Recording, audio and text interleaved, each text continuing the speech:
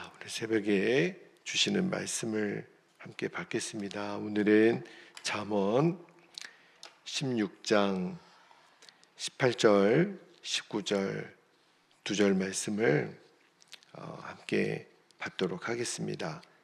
잠언 16장 18절, 19절 같이 읽겠습니다. 교만은 패망의 선봉이요 거만한 마음은 넘어짐의 앞잡이니라.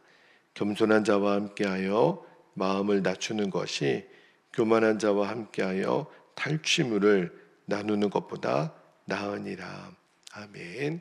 하나님 말씀입니다. 오늘 새벽에는 18절 앞부분이 이렇게 시작이 되죠. 교만은 패망의 선봉이요. 오늘 새벽에 말씀 제목이 되겠습니다.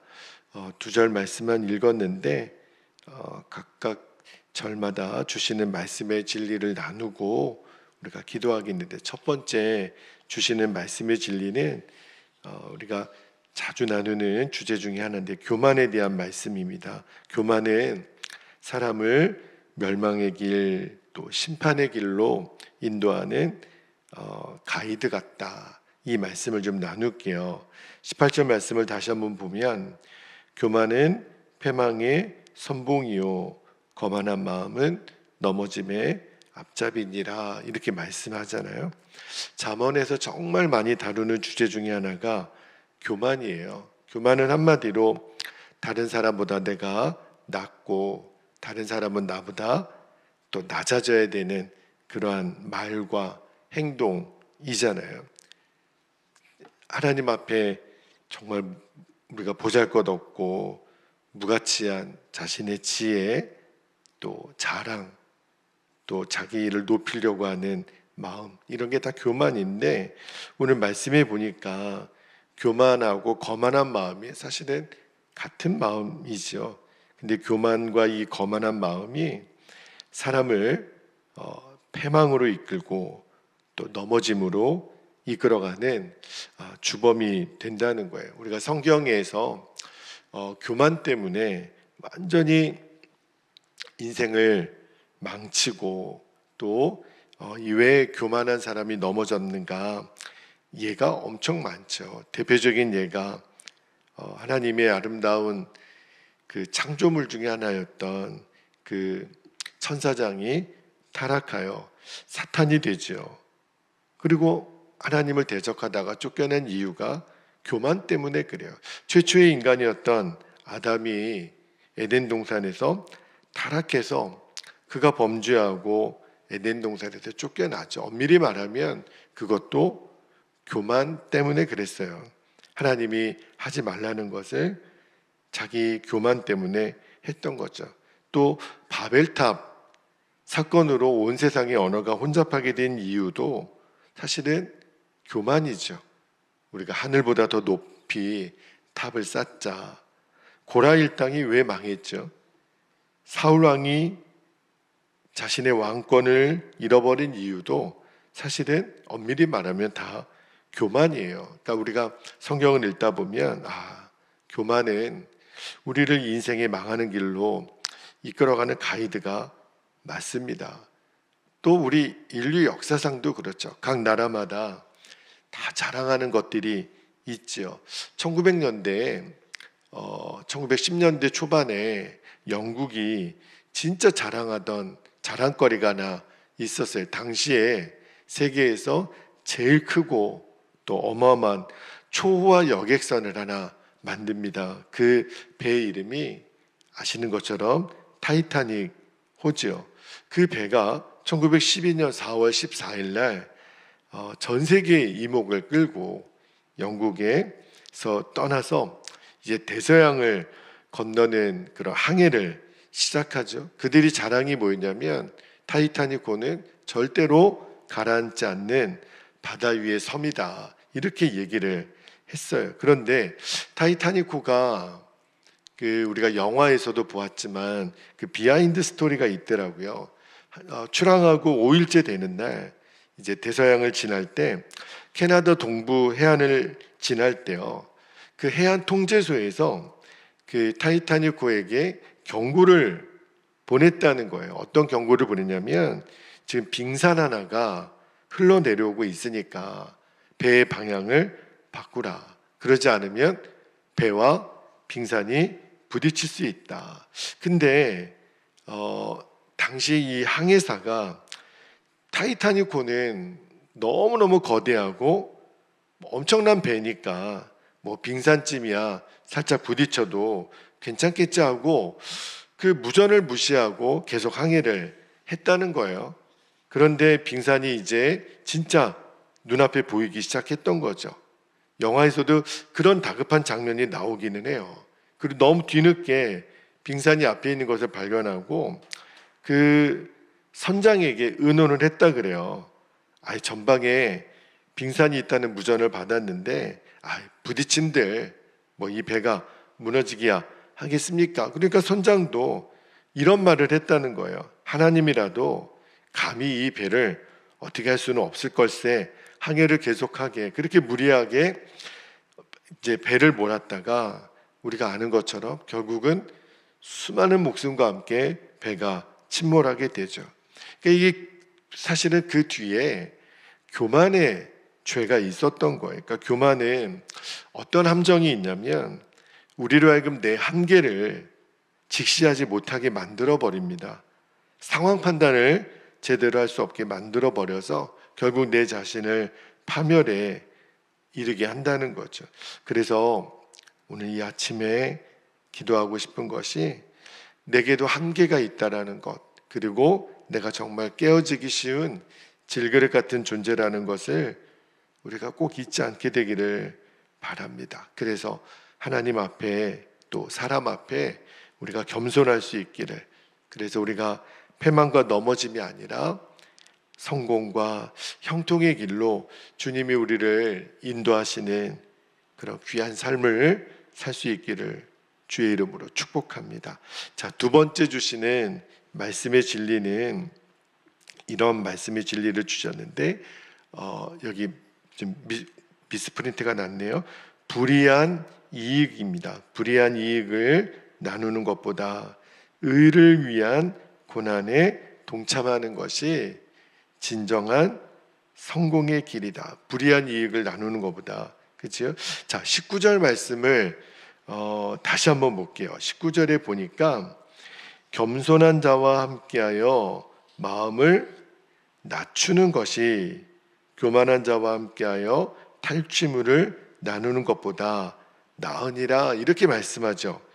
이 말씀은 좀 여러 번 잘 읽어보시면 어떤 의미가 있는지 우리에게 깨달아지는 게, 이 19절에 나오는 겸손한 자는요, 물론 교만한 자의 반대말이기도 하지만 지금까지 겸손에 대한 해석과 또 다른 의미가 하나 더 있더라고요. 주석서에 보니까 19절에 나오는 겸손한 자는요, 이런 의미가 있어요. 의를 위하여 고난받는 자, 이런 의미가 있습니다. 그래서 겸손한 자와 함께하여 마음을 낮춘다, 이 말은 의를 위하여, 하나님 말씀을 지키기 위하여 고난당하는 자들이 있잖아요. 그들과 함께하기 위하여 나 자신을 낮추고 그들의 고난에 동참한다 라는 의미가 있다는 거예요. 왜냐하면 이 교만한 자 뒤에 나오는 19절 후반절에 보니까 교만한 자와 함께 뭘 나눈다 그랬죠? 탈취물을 나누는. 그러니까 이 탈취물이라는 것을 보면 이때 이 교만한 자는 18절에서 나누었던 자기밖에 모르는 거만한 자라는 의미보다는 이 19절의 교만한 자는 사실은 악한 자, 불의한 자, 약하고 의로운 자들을 괴롭히는 자, 그로 인해서 불의한 이득을 취하는, 사실은 흉악범 같은 그런 존재가 이 19절 후반절에 나오는 교만한 자예요. 그러니까 이 19절 말씀의 핵심이 뭐냐면, 불의한 자들과 함께 어울려서 그 속에서 불의한 이익을 기뻐하지 말고 차라리 의로 말미암아 고난받는 자들이 겪는 그 의로운 환난에 동참하여 사는 것이 훨씬 낫다. 그 인생이 훨씬 복되다. 이렇게 말씀하시는 거예요. 그러면 이 고난의 삶을 사는 것이 탈취물을 나누는 것보다, 그래서 기쁨을 누리는 것보다 더 나을 수 있는 근거가 있어야 되잖아요.